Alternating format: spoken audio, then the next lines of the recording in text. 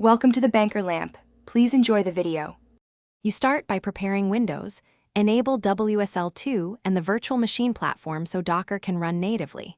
Next, install Docker Desktop and choose the WSL2 backend. This reduces overhead and improves file I/O. Make sure you have an Ubuntu WSL distro and set it as default. This gives you a consistent Linux environment. Once done, launch Docker Desktop so it initializes. Then open your WSL shell. To confirm Docker and Docker Compose commands respond.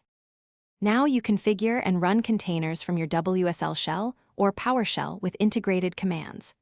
Run Docker, run Hello World and Docker Info to confirm connectivity. If you need persistence, map volumes but prefer storing project files inside WSL for performance. For multi-service projects, create a Docker Compose. IML with explicit networks and restart policies so containers recover after restarts. Make sure Docker Desktop resources, CPU, memory, disk, are tuned to your workload, and then bring services up with Docker Compose upd. Finish by validating workflows.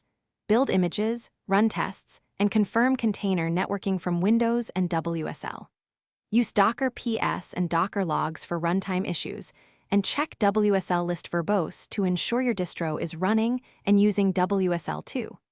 If you hit permission or I/O slowdowns, adjust file ownership and permissions inside WSL rather than editing from Windows, and increase Docker Desktop resource limits if builds fail.